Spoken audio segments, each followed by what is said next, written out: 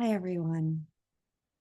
So I set time aside this morning to create a free gift, and that gift was going to be a video on moods. And while that's one of my favorite understandings to share, and it's super helpful and very practical, I had to abandon it this morning for something that feels more relevant today and more alive based on a conversation that I just had with somebody who was inquiring about relationship and connection and what it's like to be in the body versus in the mind, and where we get uncomfortable in relationship, which comes from the mind. Doesn't look like it. It looks like it comes from the other person. Well, and then I thought, well, I'm wearing my love sweater, so it's got to just be the theme of the day. Although a talk about moods is love too. But in this sense, we are in connection and we are in relationship all the time with ourselves, with each other, with the planet, with life, with truth, with our thoughts, with our feelings. It's all relationship. And this is why I named the upcoming retreat that I'm doing in Mexico the Heart of Reconnection, because there's a heart to this, there's truth to this. And we want to uncover what's the truth about connection, what's the truth about love, what's the truth about being embodied, what's the truth about our minds. Where does connection come from? Do we build it? Do we clear the way for it? Is it because we're primal and we're safer in groups of people? Well, that's true, but is that all it is? There are a lot of facets to love and to connection and to honesty and truth and to being relational and authentic and real and hopefully increasingly awakened within it. So I'm pivoting this morning, and I hope you enjoy this gift. We've been taught a lot of things about relationship. We've been taught how to listen. Many of us have been taught how to create connection. Many of us have been taught to express our needs and what we need from another person. Many of us have been taught that there's certain ways we have to become to be in right relationship. I talk about being in clarity as sometimes use a metaphor of the noise to signal ratio. If you think about a radio, an old school radio would be fuzz, fuzz, fuzz, fuzz, fuzz, and then you'd get a signal. And then if you dialed too far, you'd back in fuzz, fuzz, fuzz. Well, a lot of the education we've gotten about relationship turns into noise in our minds, even if there was initially beautiful truth to each thing that was saying. We've learned to conceptualize it, rationalize it, and try to lead the way into intimacy and connection and love through our minds. In our minds, it turns to noise. And I'm not saying we don't sometimes have beautiful thoughts about relationship, but when we're sitting with another person or speaking with another person or in the same room as another person, we can be busy in our minds figuring out how to connect. We can have a lot of thinking about how to be listening and the right way to respond and the proper way to hear. And there's also this place that we've been exploring together where the mind just goes quiet. And it happens way more often than we notice. Sometimes our mind goes quiet when we see someone with a shoelace untied, and whatever we've been thinking about, we just stop and we tell them their shoelace is untied so they don't trip. Or when someone calls us crying and everything we've been thinking, we just forget because we're just there for them. or when we taste something delicious, and we just savor the flavor, our mind goes quiet a lot. And there's something that emerges in that quiet space. And we've spoken about that in our groups. We've spoken about that. And universally, when people go into this exercise of thinking of a time when they were at peace or when their mind was quiet, that space is full of the same qualities, no matter who I speak to. Whether I'm talking to a leadership team or whether I'm talking to a young person. When the mind goes quiet, there's a list of qualities that show up for us in the quiet space that we didn't try to create.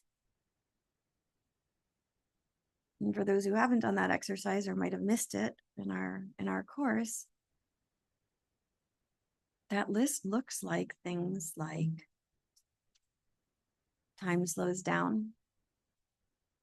We feel embodied. We notice things around us. We might feel curious, present, aware, perceptive. We might feel loving, accepting. We don't really have agenda in that space. We're just there. Compassion shows up. And connection, feeling connected in here or with our surroundings. It looks like a space. We've been taught that it's a space that we paint on a blank canvas. We create connection. But when we take a moment and drop in, we can each, through our own experience, find out what connection feels like before the creation of the mind. This is a deep space for relationship. And it doesn't mean we're walking around Zen. It means that relationship can be a recognition, an awareness, not an effort, an awareness of what already exists, but for the chatter or agenda or urgency of the mind. It's pre-existing. And there are tremendous implications to that. And we could go really, really deep into how is connection pre-existing and what does it mean? But for this, we can just entertain the thought or the curiosity that connection might just be pre-existing and that we feel connected in a moment, just to the person whose shoelace is untied, who we've never met before, the person who smiles across the street. It's right here. And that sometimes the people we love most and we're closest to, we have the most thinking about. We have the most worry about, which is thought. We have the most attachment about, which is thought. There's patterning and thought in the people that we're closest to. When we go into the past, oh, we always, or into the future, we could never, or it'll just be like this. We can go all kinds of places with our mind, but the present.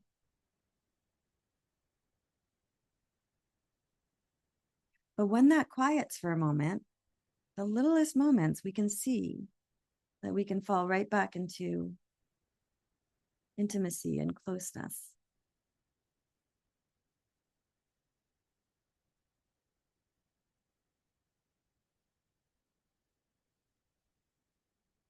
And it's effortless. Now, when the mind gets noisy, which it does most of the time, we have our busy day, we have the thing we want to have happen, we have agenda, we have intentions, we have memories, we have all of that. The mind is very, very active. And so we don't always feel super connected to everyone. And we could use the mind to try to quiet the mind, to try to get present, to try to be more connected And we can sometimes find that we get into a loop with that isn't very productive. And there's a reason for that. We're trying to think our way into something that's pre-existing, that's only eluding us because of thought. I often say it's like some of these things we're trying to do, it's like trying to cook dinner in the living room. There's no pots, there's no pans, there's no groceries, there's no heat source, there's no fridge. And we can work so hard and imagine and strategize. And it's very complicated in the living room to figure out how we're going to make dinner. Or we can know that all of that's located in the kitchen and we can move there. Connection is not located in the mind, and it is not predicated on us having the same ideas as each other. It is not dependent on us liking each other's ideas. It does not rely upon us having healed all of our weird ideas, conditioning, histories, pains. It is not dependent on us getting something in particular from another person. I know we've been taught many of those things. They're not true. I'm here to say they're not true. And don't believe me, don't take my word for it, but find out. Find out by direct inquiry, which we explore together, and I help you, point you in that direction. Connection comes despite all that, when all of that quiets down. So we have a busy mind, and we have agenda, and we have dissatisfactions, and we have habits, and we have everything from our conditioning. And then we want somebody else's conditioning to match ours. And we get into tension and contraction and interference. Now, with what we've been learning, we get into a moment like that. We can go to war with ourselves or the other person. Or what can we do? We can know that the mind settles on its own when it's given half a chance. We can imagine that maybe all of the stuff running through our minds is not true as it looks. It is fabulously convincing. It is the job of the mind to be really, really convinced. The analytical mind, the left brain, it's its job to be 100% convinced and totally stand behind its thoughts. We can let all of that happen. We can take a moment and not go to war with it, but know what it is. Know it's innocent, know it's human, know it's natural. Not try to change it. Drop into the body for a moment. Notice before the words of I'm triggered, or I need, or this is my history, or this is how somebody else should be, or this is what I learned in class, and just straight into sensation.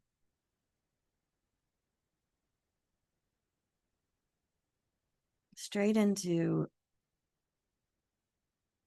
allowing the entirety of this experience to be felt. Not thought about, felt. I don't even need the word pain. I can just go into what is this feeling?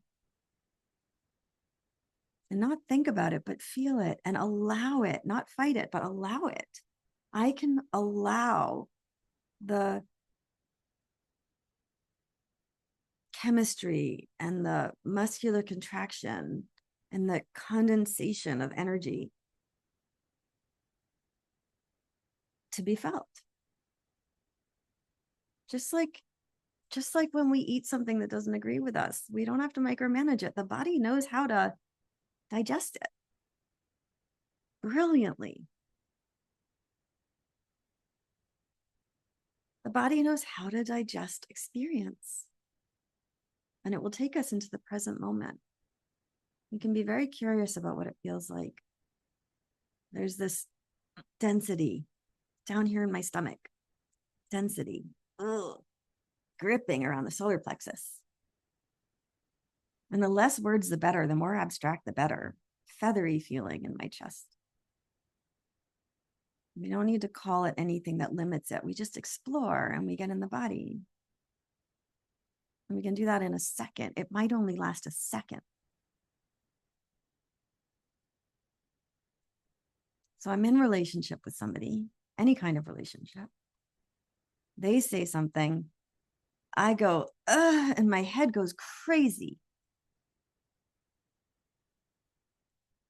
It spins and it spins and it tries to find the answer and it tries to find the answer, like the little computer ball that goes round and round and round when the computer does not know how to answer what you asked it. Try asking a computer the meaning of life or what love is, and the computer will go. That's what our mind does. It's not built for that job. It's the living room. It's not built for the job of these deeper life questions or how to be present. We come into the body and we just feel. Which is another way of just saying we come out of resistance with the moment as it's presenting, and we assume we experience the total aliveness that we are. And we become sort of a witness to the aliveness that we are and how it unfolds. That's it. And then the mind goes again. And we might remember and we come into the body. And then the mind goes again and we remember and we come into the body. That's it. And it sounds like, what could that do? Especially if it only lasts a second. It does a lot. And it would take another whole recording or two to look deeper into that. But for now, I invite you to just try. Just drop into the idea that relationship is natural, that anything that brings us out of connection is noise, that the truth of who we are is connection, that it doesn't matter whether the connection that I'm feeling with you right now, whether you're in the room, you're not, you're watching this later and it's just an image of me, but you might feel connection. I think of somebody I love around the world and I feel connection. I think of somebody who's passed away and I feel connection. And it doesn't depend on them. It doesn't depend on their thoughts, their behaviors, their past, their healing, whether they're alive. It doesn't depend on them. So this is a very step one of understanding innate connection and a totally different kind of relationship than most of us have ever been taught.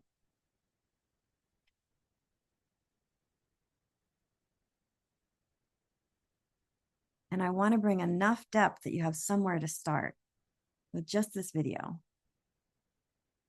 But what you discover will be in you.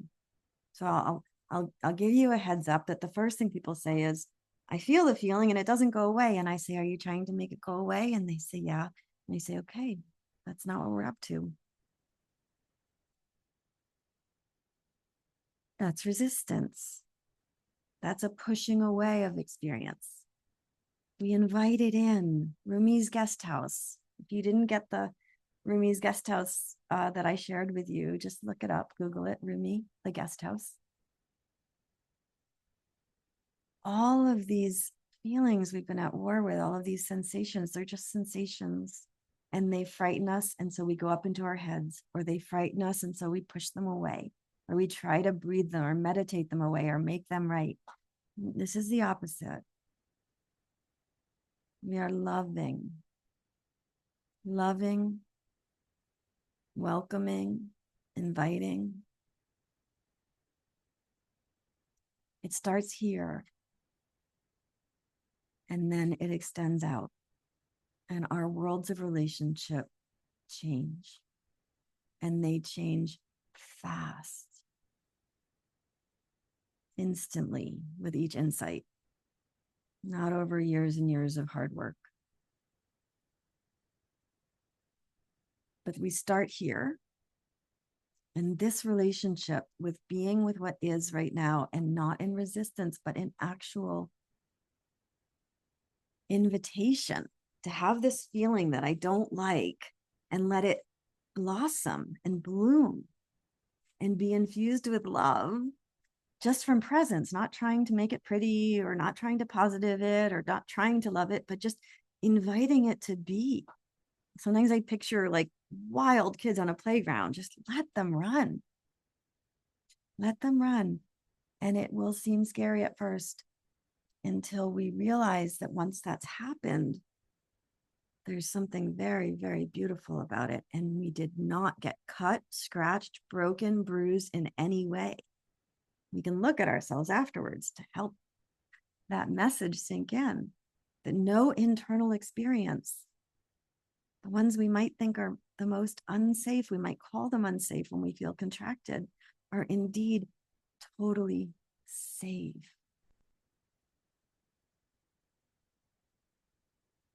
Nothing got bruised. Nothing got bruised.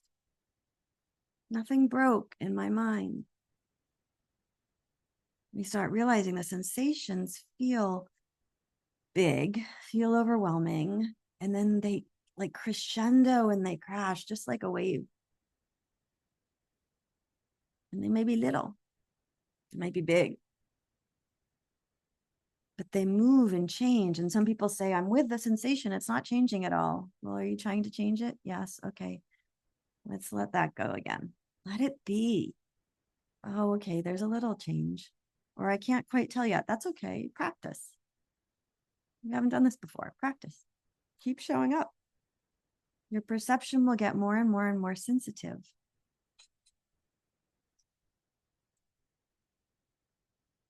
Oh, it went from feeling really dense to a little less dense and a little over the left. Great. Great. More perception. Nothing stays still. Nothing. There's no still. There's movement of energy all the time. So we just notice, not to make it go away. And that is love. That is invitation. That's non-resistance. That's allowing. And then we feel that. And at the end of the non-resistance, when the kids have gone crazy on the playground and everything's felt like it's going to break me, but it doesn't. Something is there for us.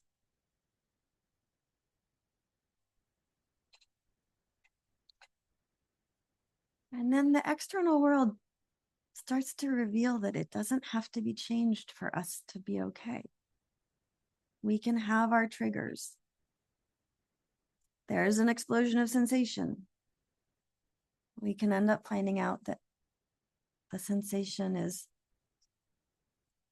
different, interesting, fascinating, beautiful, mind-blowing.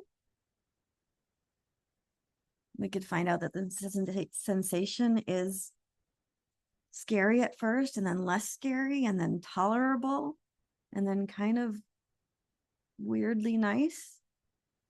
Who knows what we'll find out? But we've been taught to run away from things that are uncomfortable, most of us, our whole lives. And so it takes a step in that direction to find out if that's true.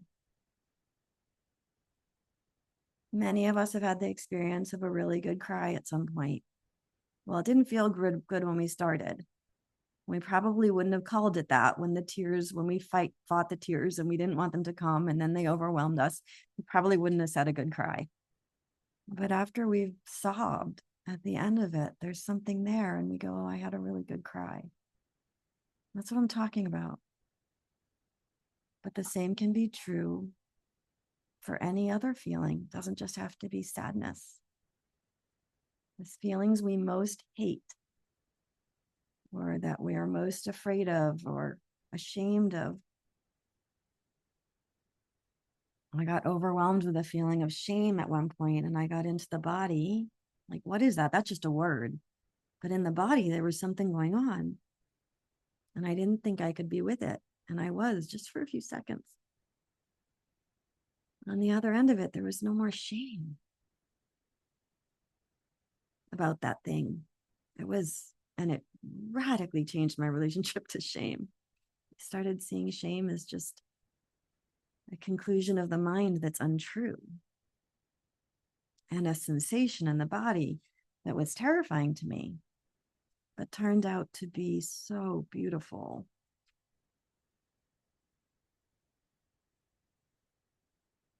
This is very practical.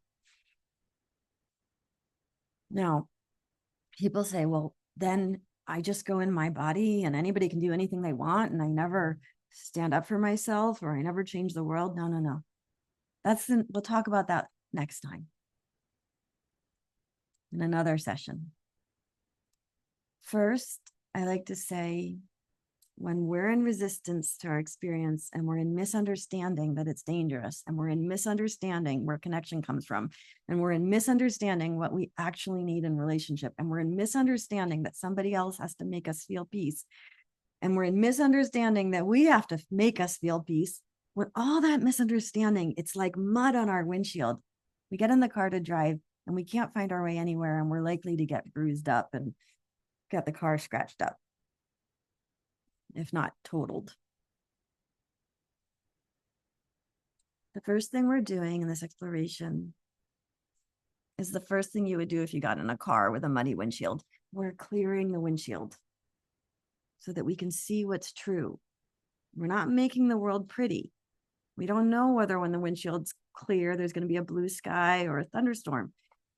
And we might have like one of those and not the other. And it's not necessarily the one you think. But anyway, we'll have preferences about the weather, and we don't know which weather we're going to see. We don't know whether we're going to be in the city or the country when we clear the windshield. First, we clear the windshield to see what's true. And what's true is a deep question. And it is a beautiful question. And it is a remarkable exploration. It is the best exploration in my experience.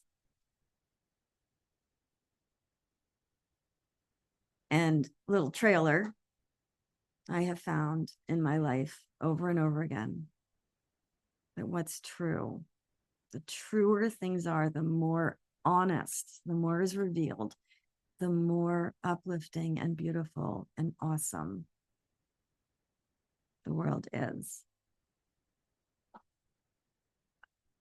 But don't take my word for it. Just see. So we clear the windshield first. And then when the windshield is clear, there are things we want in life. And I love to honor that. And it is such a fun part of this process. It is such, this I want in a relationship, this I want in a job, this I want in my free time. And the wants are amazing. So this isn't okay, I'm okay with anything, so then I'm not going to want anything and I'm going to be passive the rest of my life. No, no, no. This is going to free us up to be in reality, to be in clarity, to be in the truth, accountable, honest,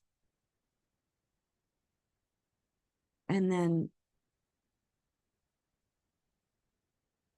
see what it is we really want, which might have changed when the windshield's cleared, and then go for what we want, which will usually mean running up against not getting what we want sometimes, or having to find a new strategy, or having a bad strategy for what we want and not working, and disappointment, and all of those things that will, what will it do? It will bring us back to the place where our minds go crazy trying to figure it out, afraid of feeling it, and we get embodied and we feel. And then we get into our minds and we get embodied and we feel, and we get into our minds and we get in our body and we feel. And that becomes safe. And now we're really free to come up with the next idea, to be engaged, fully engaged in this life. I want more justice in this world. I want people to be fed who are currently hungry. How am I going to do that? Well, I'm going to do that with more and more and more and more capacity. The clearer my windshield is, the more capacity I have to be with the feelings of all of life that are built into life, and they're always there. And the more skillfulness I have to be with a runaway mind and have the mind learn more and more and more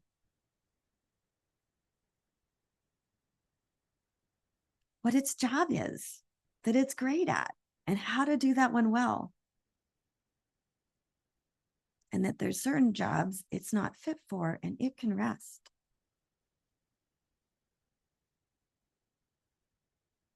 It can rest because there's another place of knowing.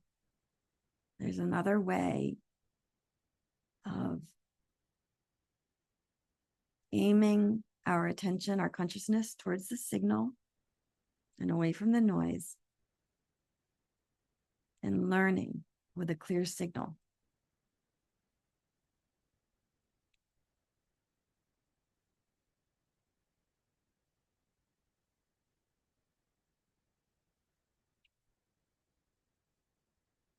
It doesn't take much.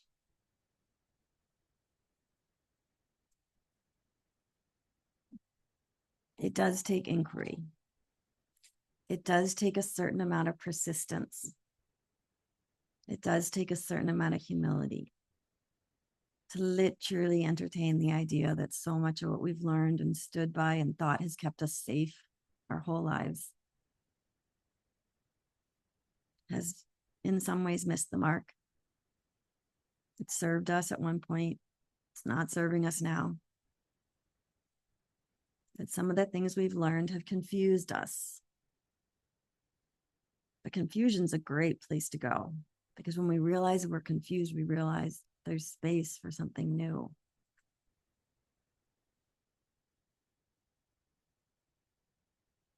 We won't have a new experience of life with an old way of thinking.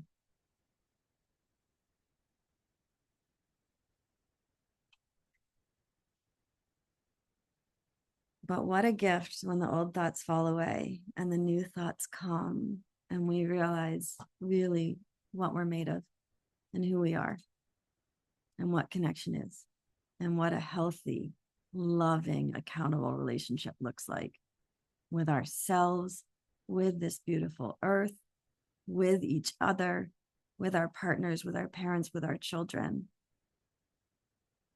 There is a whole other level of living in active engagement, honoring what we want,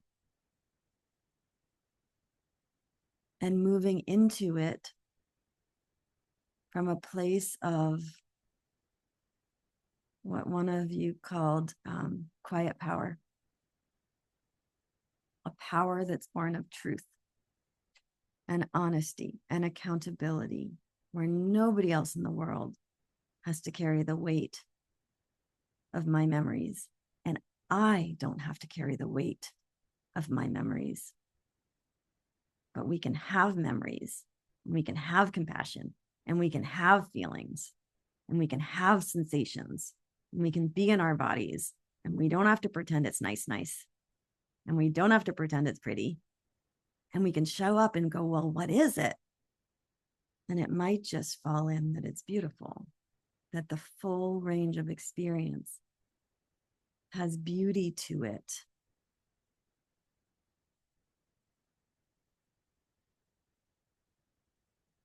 Even if we would never want to go through that again, or we would never want somebody else to go through it again, what we have learned has expanded our capacity for love and understanding and compassion, has grown us into a mature human being with greater wisdom, has enabled us to take a stand to make the world a different place.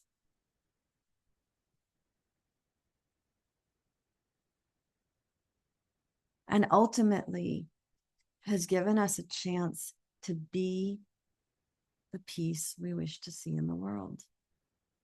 And that peace starts here.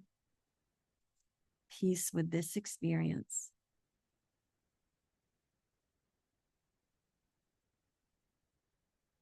And here, peace with this experience of somebody who appears as other. This is such a rich space. And I'm so excited for it for all of us.